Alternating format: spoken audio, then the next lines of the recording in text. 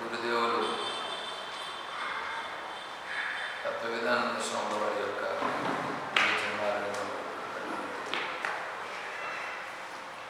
పరిపూర్ణ పరబ్రహ్మస్వరూపులకు ప్రియాత్మ బంధువులారా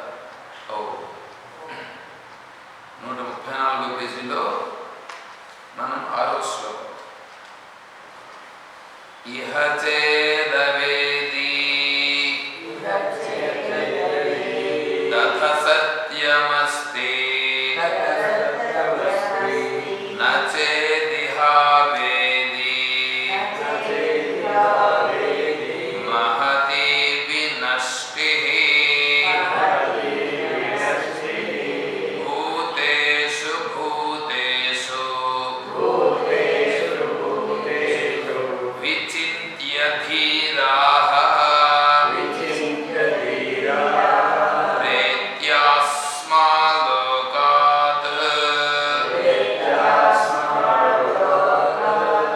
అమృతా భవంతి.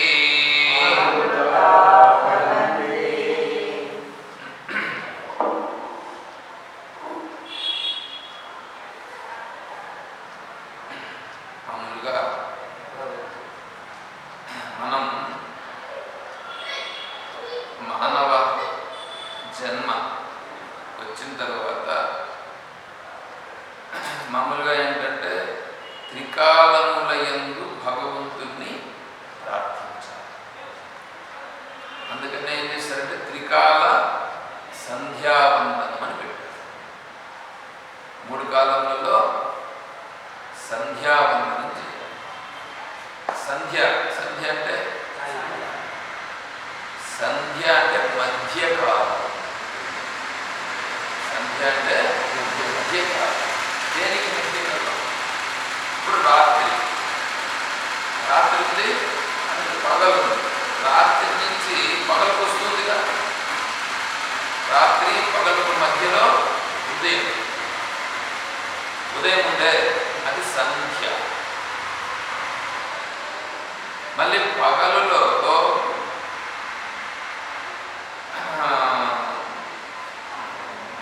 ఉదయము మధ్యాహ్నం అంటే సాయంత్రం. ఉదయం ఉంది, సాయంత్రం. ఉదయమునకు సాయంకాలమునకు మధ్యలో ఉండేది మిట్ట మధ్యాహ్నం అంటే చూడండి, దాన్ని మధ్యకాలం, అది సంధ్య. తర్వాత సాయంకాలం రాత్రి. సాయంకాలం ఉంది కదా, సాయంకాలం ఉంది, రాత్రి అవుతుంది. ఈ సాయంకాలానికి రాత్రికి మధ్యలో ఉందే అది సంధ్య. అంటే ఇప్పుడు ఎన్ని వచ్చినాయి సంధ్యలో? 2 సంధ్యలు. 2 మధ్యాహ్నం సంధ్య, సాయంకాలం సంధ్య, ఉదయము ఉదయం సంధ్య. ఉదయం మధ్యాహ్నము సాయం 3 వేళల సంధ్య. ఈ త్రికాలముల యందు అంటే సంధ్య సమయములో మనము భగవంతునికి చేసేటువంటి సేవ, భగవంతుణ్ణి ఆరాధించుట, భగవంతుణ్ణి ఆరాధిస్తమే దానిని వందనం, భగవంతునికి చేసే వందనం సంధ్య. ఈ సంధ్యా సమయంలో వందనం భగవంతుని ఆరాధించాలంటే ప్రత్యక్ష దైవం. ఈ సృష్టి అంతా జరుగుతూ ఉంది కదా, ఈ సృష్టి అంతా జరగాలంటే సృష్టికి వెలుగునిచ్చి సృష్టికి కావాల్సినటువంటివి ఏవైతే ఉన్నాయో ఆ సృష్టికి కావాల్సినటువంటి వాటిని అన్నింటినీ సమకూర్చేటట్లుగా ప్రకాశాన్ని ఇచ్చి మనకు కావాల్సినటువంటి ఆహారాన్ని ఇచ్చి మనకు కావాల్సినటువంటి జలాన్ని ఇచ్చి మనకు కావాల్సినటువంటి సౌకర్యాలన్నింటినీ సమకూర్చేటువంటి వాడు ఎవరు అంటే సూర్య భగవాన్. కాబట్టి ఆ సూర్య భగవానుడే భగవంతుడు. అంటే సూర్య భగవానుడే భగవంతుడు. అంటే సూర్య భగవాను రూపంగా ప్రకాశిస్తూ మనకు కావలసిన వాటిని అనుగ్రహిస్తున్నాడు. కాబట్టి సూర్య భగవాను రూపంగా సూర్య భగవాను ద్వారా మనము చేసేటువంటి నమస్కారాలు ఉన్నాయే వాటిని సంధ్యావందనం అని 3 సమయాలలో చేయాలి. అందుకనే మామూలుగా ఈ సంధ్యావందనం అనేటువంటిది చేసిన తరువాతనే నీకు భోజనం పెడతామని అంటారు సహజంగా. సంధ్యావందనం లేకపోతే భోజనం లేదు. సరే, దీనికి 8 సంవత్సరముల సమయములో దానికి ఉపనయనం చేస్తారు. ఉపనయనం అంటే నయనం. నయనం అంటే కన్ను. మనకు నయనం ఉంది కదా, కన్ను 2 ఉన్నాయి. మరి ఉపనయనం అంటే ఉప అంటే ఇంకొకటి ఎక్స్ట్రా సమీపం. అంటే మనకి ఏదైతే కన్నులు ఉన్నాయో ఈ కన్నులతో చూసేటువంటిది ఈ జగత్తును చూస్తున్నాం. ఈ జగత్తును చూస్తున్నటువంటి ఈ కన్నులు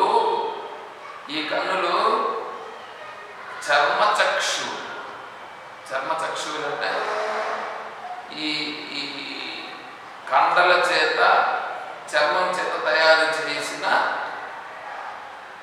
కన్నులు. ఈ అద్దాలు ఉన్నాయి కదా, అద్దాలు ఫైబర్తో చేశారు, కొన్ని గ్లాసెస్తో చేసేవారు. ఇప్పుడు గ్లాసెస్తో చేసేటువంటి అద్దాలు రావట్లేదు.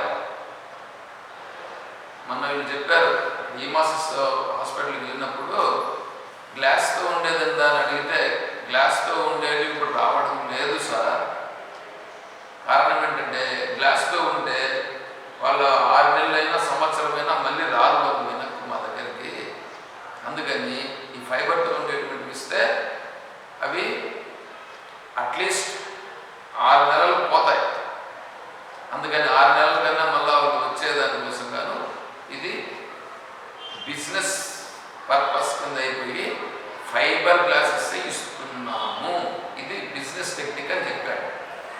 గ్లాసెస్ రావట్లేదు, ఇక్కడే కాదు మీకు బయట కూడా ఎక్కడ గ్లాస్ అద్దాలు దొరకవు అని చెప్పాడు. ఇది ఫైబర్ గ్లాస్. ఈ ఫైబర్ గ్లాస్ ఏం చేస్తుంది, ఏదో ఒకటి గ్లాస్ ఏదేం చేస్తుంది, ఈ కండ్లకు ఉండేటువంటి పొరలు ఉన్నాయే ఈ కండ్లకు ఉండేటువంటి పొరలను కొద్దిగా కప్పి దూరం చేసి ఉండేదాన్ని బాగా కనిపించేదానికి ఉపయోగపడుతుంది. మరి ఈ ప్రపంచం అంటే ఏమిటి, ఈ ప్రపంచంలో నేను ఎందుకు వచ్చినాను, నేను ఇలా వచ్చిన తర్వాత నేను ఏం చేయాలి చేయాలి? ఈ జీవితాన్ని ఎలా ఉండినా జీవితం అనేది చూస్తే ఒకరోజు ఎలాగో పోతుంది. మరి ఇలాంటప్పుడు ఏం చేయాలి, ఎలా ఉండాలి అని తెలుసుకోవాలిగా. అది తెలుసుకోవడం అనేటువంటిదే అది కన్ను. అది ఈ కన్నుతో చూస్తున్నాం కదా, కన్నుతో చూసి కదా తెలుసుకుంటున్నాం. అందుకని ఆ దృష్టితో చూసి తెలుసుకునుట అనేది అది ఉపనయనం. అందుకు ఉపనయనం చేస్తారు. జందెం వేయడం అని అంటే జందెం ఎందుకు వేసుకోవాలి? గాయత్రి మంత్రాన్ని అనుష్ఠానం చేసేది. మన గాయత్రి మంత్రం చేసేది. గాయత్రి మంత్రం నందు 24 అక్షరాలు ఉంటాయి. 24 అక్షరాలు ఉంటాయి. దాంట్లో సప్త వ్యాపృతులు ఉంటాయి. ముఖ్యమైనటువంటిది 3. ఓం భూర్భువస్వః. భూలోకం, భువర్లోకం, స్వర్లోకం అని 3 లోకాలు. ఆ మూడింటిని చెప్తే అన్నింటినీ చెప్పినట్లే. అందుకని భూర్భువస్వః. కాబట్టి ఆ మూడింటికి సంబంధించి మూడింటితో కలిపి సప్త వ్యాపృతులతో మళ్ళా 24 అక్షరాలతో కలిపి గాయత్రి మంత్రం. ఆ గాయత్రి మంత్రాన్ని ఎవడైతే జపం చేస్తాడో వాడు వేదాధ్యయనం చేసేదానికి అర్హుడు. వేదంలో భగవంతుని తత్వాన్ని గురించి, ఈ జీవితాన్ని గురించి, ఈ జీవితం ఎలా నడపాలి, ఎలా కొనసాగించాలి అనే దాని గురించి వేదంలో బాగా వివరించుకుంటారు. అవన్నీ కరెక్ట్గా మనం తెలుసుకోవాలనంటే భగవంతుని ఆరాధించుట అనేది చూడండి. భగవంతుని ఆరాధించుట అంటే ఏం తెలుసా? నిజంగా భగవంతుని ఆరాధించుట కొరకు కాదు ఉండేది వేదం. నిన్ను నీవు తెలుసుకున్న కొరకు ఉంది వేదం ఉండేది. దానికి భగవంతుని ఆరాధించడానికి మనల్ని పూజలు ఇవన్నీ చేస్తారు చూడండి. ఇది కర్మయోగం. అది కర్మయోగం. కర్మయోగం దేనికంటే నీకు కావాల్సిన కోరికలు ఏవైనా ఉంటే ఆ కోరికలు తీర్చుకునే దానికి ఆ మార్గాన్ని అనుసరించు. సహయజ్ఞా ప్రజా సృష్ట పురోవాచ ప్రజాపతి అనేన ప్రసవిష్యధ్వం యశ్వస్పిష్టకామధుక్. ఇష్టకామధుక్ నీకు కావలసిన కోరికలను తీర్చుకున్న వరకు యజ్ఞం రూపంగా భగవంతుణ్ణి ఆరాధించి నీవు పొందు. అవి యజ్ఞం. అంతేకాదు, అది ఒకటే కాదు వేదంలో చెప్పుకునేది. నీ జీవితం ఎలా కొనసాగించాలి, నీ జీవితంలో ఎలా ఉండాలి, ఎలా నడుచుకోవాలి, ఎలా నడుచుకుంటే నీ యొక్క జీవితం సక్రమంగా ఉంటుంది, నీవు ఆనందంగా ఉంటావు. తర్వాత నీ నుంచి నీ చుట్టూ ఉండేటువంటి వాళ్ళు ఎలా ఆనందంగా ఉంటారు, నీ జీవితాన్ని ఎలా ఉద్ధరించుకోవాలి అనే విషయాలన్నింటినీ వేదం చెప్తుంది. మనం అవన్నీ తెలుసుకోవాలి. అవి తెలుసుకునే దానికే మనం వేదాధ్యయనం చేయాలి. ఆ వేదాధ్యయనం చేయడం కష్టం కాబట్టి భగవంతుడు ఏం చేశాడు? భగవద్గీత రూపంగా మనకు అందించాడు. భగవద్గీతను మనం ఇప్పుడు అధ్యయనం చేస్తే వేదమును అధ్యయనం చేసినట్లే. శ్రీమద్ భగవద్గీతాసు ఉపనిషత్సు. ఉపనిషత్సు ఉందిగా, ఉపనిషత్తుల యొక్క సారాంశం. ఉపనిషత్తులు ఎక్కడున్నాయి? వేదంలో ఉండేది. తర్వాత ఏంటి? బ్రహ్మ విద్యాయాం. ఇదేమిటి? బ్రహ్మ విద్య. యోగ శాస్త్రే. ఇదేమిటి? యోగ శాస్త్రం. అటువంటి యోగ శాస్త్రము బ్రహ్మ విద్య అయినటువంటి దాన్ని మనం అధ్యయనం చేస్తాం. ఇది మనకు అర్థం కావాలంటే, అంటే భగవద్గీత ఒకటే కాదు, భగవద్గీతను తెలుసుకున్న తర్వాత ఉపనిషత్తులు తెలుసుకున్న తర్వాత మళ్ళా బ్రహ్మసూత్రం. అంటే ఇవన్నీ కూడా భగవద్గీతలోనే ఉన్నాయి. సరే, ఇప్పుడు ఈ శ్లోకానికి దానికి ఏంటి సంబంధం అనే దానికోసం నేను తెలుపుకొని వస్తాను. ఎందుకు చెప్పుకుంటున్నాను అనుకోక, ఇప్పుడు మనము ప్రార్థన చేసినాం, దైవ ప్రార్థన చేసామా లేదా? సాయంకాలం ప్రార్థన చేసినాం. ఉదయం మనం ప్రతిరోజు గీతా పారాయణం చేస్తున్నాం. ఉదయం పారాయణం చేస్తున్నాం, సాయంకాలం కూడా పారాయణం చేస్తున్నాం. ఉదయం పారాయణము సాయంకాలం పారాయణం చేస్తున్నామే, ఇదే మనం చేసేటువంటి సంధ్యావందనం. సంధ్యావందనం ఇది అవుతుంది. అయితే ఇది అందరూ చేసేదానికి యోగ్యులు. ఆ తర్వాత సంధ్యావందన రూపంగా సూర్య భగవానునికి అర్ఘ్యం సమర్పించుట, గాయత్రి మంత్ర జపము చేయుట అనేటువంటిది యజ్ఞోపవీత ధారణ ఉన్నటువంటి ప్రతి ఒక్కరూ చేసి తీరాలి. అర్థమవుతుందా? నిద్ర వస్తుందా? కాబట్టి అవి చేసి తీరాలి. మిగిలిన వాళ్ళు అంటే యజ్ఞోపవీత ధారణ లేనటువంటి వాళ్ళు ఇది ఖచ్చితంగా చేస్తారు. తర్వాత ప్రార్థన, భగవంతుని ప్రార్థన చేస్తాం చూడండి. భగవంతుని ప్రార్థన చేసేది మీరు భజనలు చేయుట, తాండవం ఆడుట, కీర్తనలు పాడుట అవన్నీ ఉన్నాయి చూడండి. ఇప్పుడు కీర్తన పాడాలనుకోండి, నమ శివాభ్యాం శివశంకరాభ్యాం అని ఏదో పన్నాను అనుకోండి. ఒకవేళ ఎందుకోసం పన్నాను? భగవంతుడు ఏమైనా సంతోషిస్తాడన్నా? భగవంతుడు సంతోషిస్తాడో లేదో కానీ నువ్వు చేసిన ప్రార్థన ముందు నీ మనస్సుకు ఆహ్లాదాన్ని కలిగించు. చేసిన ప్రార్థన నీ మనస్సుకు ఆహ్లాదాన్ని కలిగించాలి, నీ మనస్సుకు శాంతిని సంతోషాన్ని కలిగించాలి. అందుకని సత్వగుణంగా ఉండాలి ప్రార్థన. చెప్పే శ్లోకాలు కూడా ఎట్లుంటే రం రం రం రమాయతే ఇట్లాంటివి ఉంటాయి. కొన్ని శాకిని భాగిని ఏందో హనుమంతుని యొక్క దీంట్లో ఉంటుంది. గాలి దయ్యంబులను నీదు వాలంబులను చుట్టి పడం కొట్టి ఏంటంటే వస్తాయి. ఇవంతా ఏంటివి? ఇదంతా ఎట్లుంది? ఇది ఎవరు దయ్యాలు ఉన్నారు, భూతాలు ఉన్నారు, వాటన్నింటినీ పడగొట్టు అని కదా వస్తుంది ఇక్కడ. ఇదంతా దయ్యాలు లేదు, భూతాలు లేదు. దయ్యాలు భూతాలు లేదు. నా మనస్సులో ఎక్కడుండాలి? నేను శాంతిగా ఉండాలి. నా మనస్సు శాంతిగా ఉండాలా, నేను సంతోషంగా ఉండాలా, నా చుట్టుపక్కల ఉండే వాళ్ళందరూ కూడా సంతోషంగా ఉన్నా కదా. ఇది ఎట్లా ఉంది ప్రార్థన? ఈ ప్రార్థన ఎట్లుంది? ఇది బాగుందా? లేదా చుట్టూ ఉండే వాళ్ళు ఎవడైనా నా మీద వేరే కోపం ఉన్నాడే, పని పట్టుకొని చంపేయి, పని రానికుండా చేయి, పని పడగొట్టే శక్తిని ఇట్లా పడేది, ఇట్లా ఇట్లా ఇది కోరుకునేది ఎట్లా ఉంది? అది బాగుందా? ఇది బాగుందా? ఆలోచన చేయండి. సర్వేత్ర సుఖినః సంతు సర్వే సంతు నిరామయాః సర్వే భద్రాణి పశ్యంతు మా కశ్చిత్ దుఃఖమాప్నుయాత్. సర్వేత్ర సుఖినః, అన్ని జీవరాశులు సుఖంగా ఉండాలి, అందరూ సంతోషంగా ఉండాలి. ఎట్లుందండి ప్రార్థన? ఇది సాత్విక ప్రార్థన. దీన్ని సాత్వికం అని అంటారు. సత్వగుణాన్ని మనం పెంచుకోవాలంటే మనం ఏం చేయాలి? సత్వగుణానికి సంబంధించిన పనులను చేయాలి.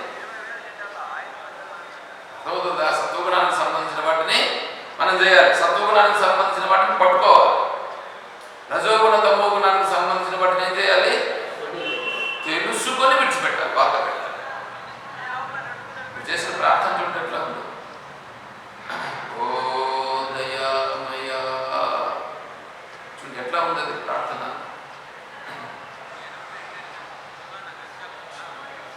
భగవంతుని ప్రార్థన చేస్తూ మా వాక్కు చేతను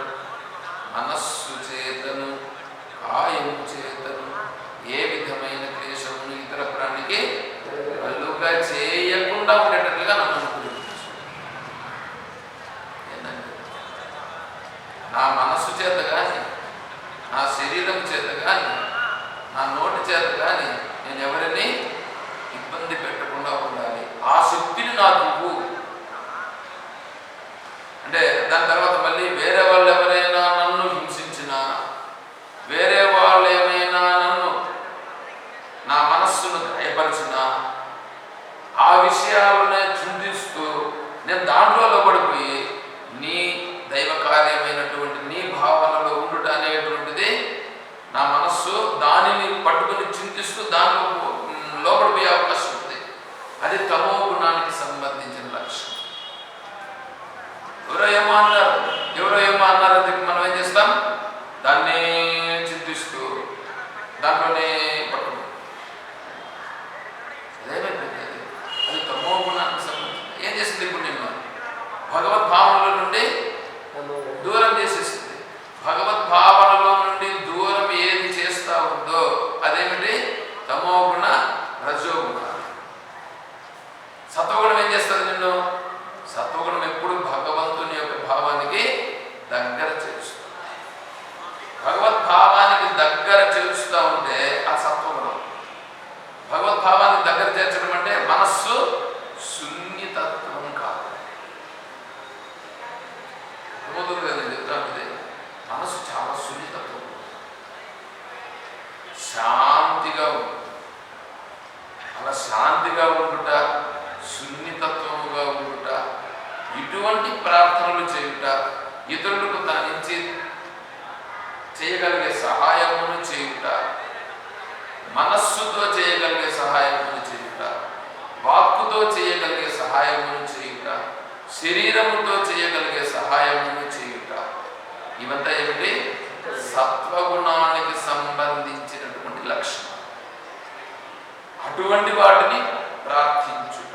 ఈ లక్షణాలు నాకు మహాత్మా పరమేశ్వర.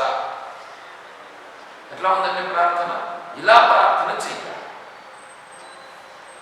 దీనిని సాత్విక ప్రార్థన అంటారు.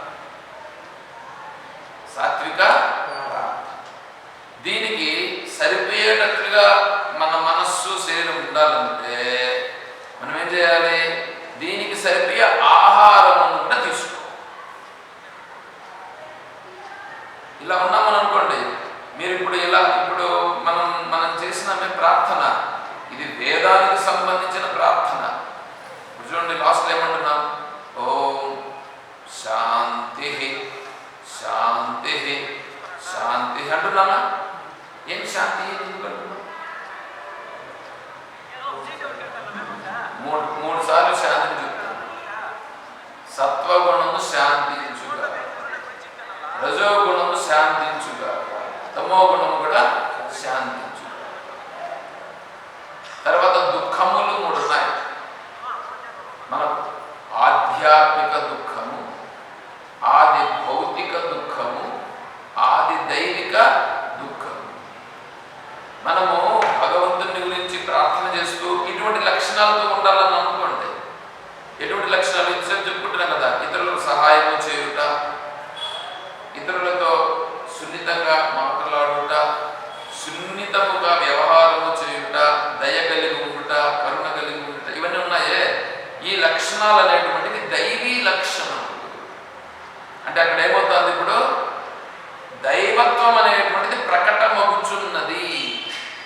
అభయం సత్వ సంశుద్ధి, జ్ఞానయోగ వ్యవస్థితి, దానం దమశ్చ యజ్ఞశ్చ, స్వాధ్యాయస్తప ఆర్జవం, అహింసా సత్యమక్రోధః, త్యాగాత్ శాంతిరపైశునం, దయా భూతేష్వలోలత్వం, మార్ధవం హ్రీరచాపలం, తేజః క్షమా ధృతిః శౌచం, అద్రోహో నాతిమానిత, భవంతి సంపదం దైవీం, భవంతి సంపదం దైవీం అభిజాతస్య భావ. ఇవంతా ఏంటి? దైవీ సంపద లక్షణాలు. దైవీ సంపద అంటే భగవంతుని యొక్క లక్షణములు ఆ మనస్సులో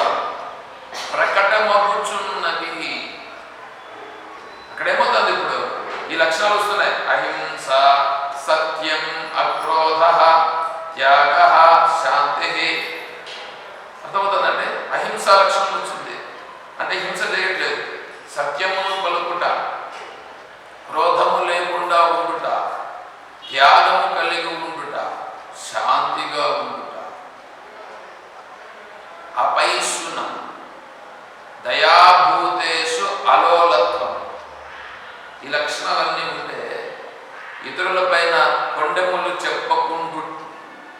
చెప్పకుండా ఉండుట, ఇతరులను హింసించకుండా ఉండుట, వేరే వాళ్ళ దాన్ని అపహరించకుండా ఉండుట, ఇవన్నీ అక్కడ లక్షణాలు వస్తున్నాయంటే ఏముంది అక్కడ దైవత్వము ప్రకటమవుతున్నది. దైవత్వ లక్షణాలు ఏమవుతున్నాయి? భగవంతుడు అక్కడ ప్రకటన కావడం ప్రారంభిస్తున్నాడు. సూర్య భగవానుడు పొద్దున్నే వస్తున్నాడుగా, వస్తూ ఉంటే ఎక్కడున్నాడు? అరుణ కాంతితో,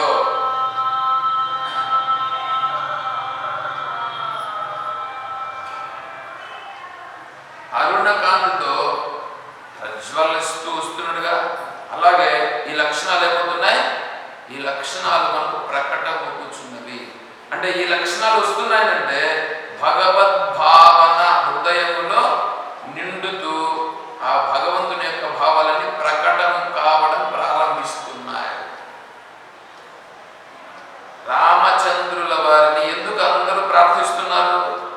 రామచంద్రుడు చెప్పిన మాట మీద నిలబడతారు. ఒకే మాట అంటే అర్థం ఏంటి? మాట చెప్తే ఖచ్చితంగా మాట మీద నిలబడతారు. కాబట్టి మాట మాట్లాడేటప్పుడు ఎట్లుంటాడు? మాట్లాడతాడు వెంటనే బాగా ఆలోచించి కరెక్ట్గా మాట్లాడతాడు. నోట్ల నుంచి మాట వస్తూ ఉందనంటే ఏదంటే అది వచ్చేసేయకూడదు. రామచంద్రుల వారిని ఇప్పుడు మనకు ఆదర్శంగా తీసుకుంటున్నాం కదా. అంటే రామచంద్రుల వారు ఎలా ఉండేవాడు? వేరే ఒకరిని చూసి అవన్నీ చూసిన తర్వాత ఒక మాట మాట్లాడాలంటే వెంటనే మాట్లాడేవాడు. కరెక్ట్గా చూసి నిర్ణయం చేసి తర్వాత మాట్లాడాడు. ఒకసారి మాట్లాడినాడంటే మళ్ళీ ఇంకా అక్కడి నుంచి తప్పదు. చూడండి, సత్యము